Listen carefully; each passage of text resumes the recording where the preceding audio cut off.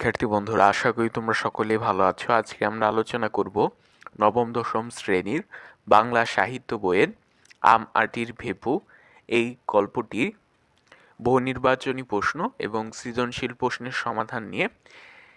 এই গল্পটি বিভূতিভূষণ বন্দ্যোপাধ্যায়ের লেখা। আশা করি তোমরা এই গল্পটি ভালোভাবে পড়ে নিয়েছো। চলো আমরা এখন এগুলোর বহুনির্বাচনী প্রশ্ন এবং সৃজনশীল প্রশ্নের সমাধান দেখব। উঠানের কোন জায়গা থেকে দুর্গা অপুকে ডাকছিল? এর উত্তর হবে গ নম্বর, কাঁঠালতলা থেকে। 2 নাম্বার, তেলের ভার ছুলে দুর্গাকে মারার কারণ হচ্ছে কুসংস্কার, ক নম্বর। রিপন ও রুমা 2 ভাই বোন, তাদের বয়সের পার্থক্য 4 বছর। একে অন্যের ওপর নির্ভরশীল হলেও বিভিন্ন জিনিস একে অন্যকে তারা দেখতে চায় না। রুমার খেলার সামগ্রী রিপন লুকিয়ে রাখে। রুমার বিভিন্ন আদেশ আবদার রিপন মানতে চায় না। এই নিয়ে ওদের মাকে নানা বিড়ম্বনার মধ্যে পড়তে হয়।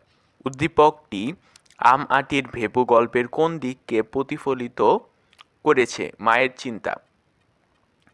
উদ্দীপকের ভাবনা আম আঁটির ভেপুর কোন উদ্ধৃতির সঙ্গে সদৃশ্য বা সাদৃশ্যপূর্ণ? উত্তর হবে ক নম্বর, নারকেলের মালাটা আমায় দে। এরপর দেখো সৃজনশীল প্রশ্ন কি দেওয়া আছে।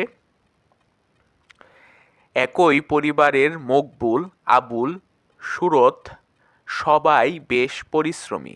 নিজেদের জমি না থাকায় অন্যের জমি বর্গা চাষ করে, লাকড়ি কাটে, মাঝিগিরি করে। কখনো কখনো অন্যের বাড়িতে কামলা খেটে জীবিকা নির্বাহ করে। তাদের স্ত্রীরাও বসে নেই। ভাগ্যের উন্নতির জন্য পাতা দিয়ে পাটি বনে, বাড়ির আঙ্গিনায় মরিচ, লাউ, কুমড়া ফলায়, বিল থেকে শাপলা তুলে বাজারে বিক্রি করে। কোনো রকমে জীবন চলে যাচ্ছে তাদের। দেখো এই সৃজনশীল প্রশ্নের অনুযায়ী আমাদেরকে 4টি প্রশ্নের উত্তর দিতে হবে। ক নম্বরে বলা হয়েছে দুর্গার বয়স কত? বামুন হিসেবে বাস করার প্রস্তাবে হরিহর রাজি হলো না কেন? উদ্দীপকে আম আঁটির ভেপুর কোন দিকটি ফুটে উঠেছে ব্যাখ্যা করো। উদ্দীপকটি আম আঁটির ভেপু গল্পের মূল ভাবকে কতটুকু ধারণ করে যুক্তিসহ বুঝিয়ে লিখো। চলো আমরা এই সৃজনশীল প্রশ্নের সমাধান দেখে নিই। দেখো প্রথম প্রশ্নটি ছিল দুর্গার বয়স কত? দুর্গার বয়স 10-11 বছর। 10 থেকে 11 বছর নির্দিষ্ট করে বলা ছিল না। এবং এরপর খ নম্বর প্রশ্ন, বামুন হিসেবে বাস করার প্রস্তাবে হরিহর রাজি হলো না কেন? বামুন হিসেবে বাস করার প্রস্তাবে হরিহর রাজি হতে পারল না আত্মসম্মানবোধ এবং পাওনাদারদের ভয়ে এসে বলতো টাকা দাও নইলে যেতে দেব না। দেখো তোমাদের খ নম্বর প্রশ্নের উত্তর হচ্ছে 2 নম্বর। এজন্য আমরা 2টি প্যারা করে লিখেছি। এরকমভাবে গ নম্বরেও তোমাদের মোট নম্বর হচ্ছে 3, সেজন্য আমরা এই গ নম্বরকে 3টি প্যারা লিখেছি। যত নম্বর হবে তোমরা ততগুলো প্যারা করে লেখার চেষ্টা করবে, এতে লেখার সৌন্দর্য ফুটে ওঠে এবং টিচাররা তোমাদের সৃজনশীল প্রশ্নে 10-এ 10 দিতে পারে। মাসিক 8 টাকা মাইনের গোমস্তার কাজ করে হরিহর। সামান্য ভিটে বাড়িটি ছাড়া আর কিছুই নেই হরিহরের। তোমরা চাইলে এটা একটু ছোট করে লিখতে পারো।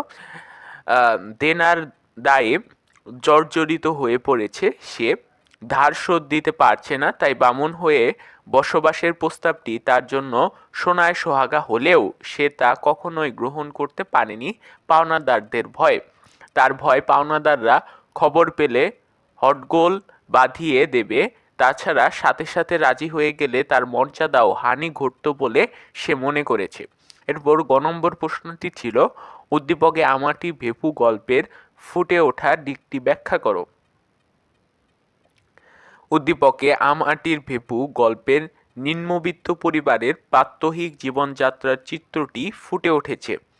বিভূতিভূষণ বন্দ্যোপাধ্যায়ের আম আঁটির ভেপু গল্পে মূলত গ্রামীণ জীবনে প্রকৃতি ঘনিষ্ঠ 2 ভাই বোনের আনন্দিত জীবনের ঘটনাবলী বর্ণিত হয়েছে।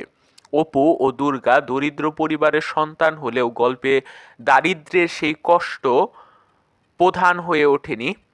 গ্রামের ফলমূল আহারের আনন্দ, শিশুর দুরান্তপনা, বিস্ময় ও কৌতূহল আমাদের চিরায়ত গ্রামীণ শৈশবের কথা মনে করিয়ে দেয়।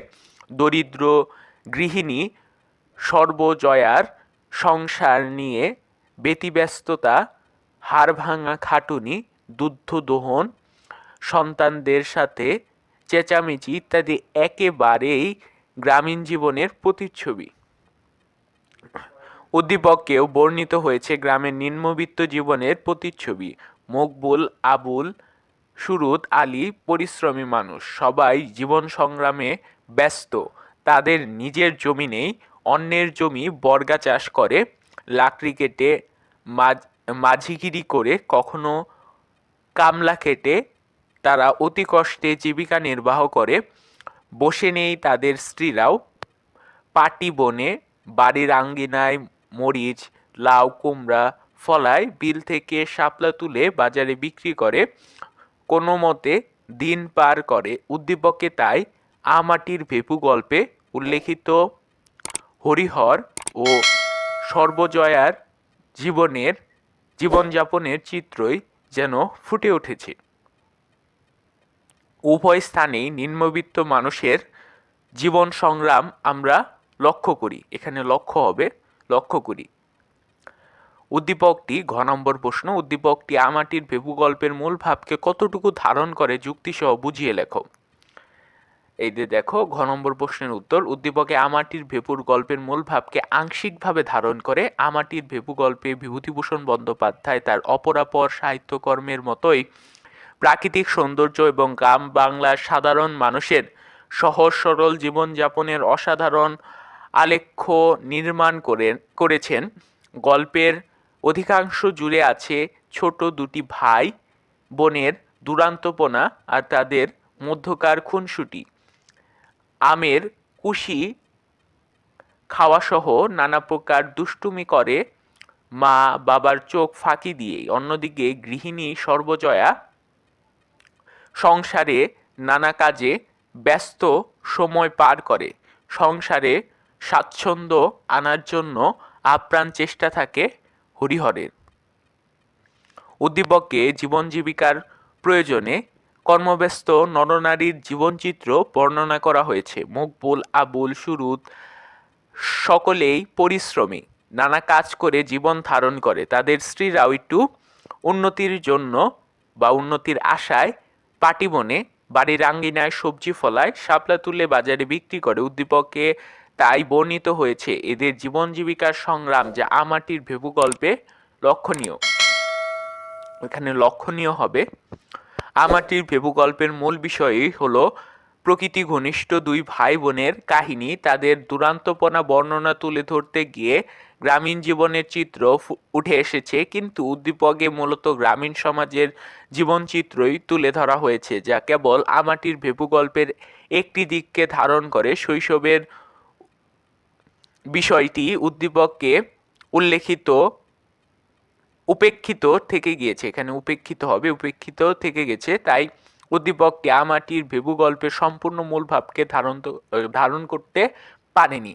মূলত এরকম ভাবে তোমরা যদি এই সৃজনশীল প্রশ্নের উত্তরটা লিখতে পারো, তাহলে আশা করি তোমরা 10-এ 10 পাবে। আজকে ভিডিওটা এই পর্যন্তই ছিল। যদি এরকম আর ভিডিও পেতে চাও, তাহলে আমাদের চ্যানেলকে অবশ্যই সাবস্ক্রাইব করে রাখো। আল্লাহ।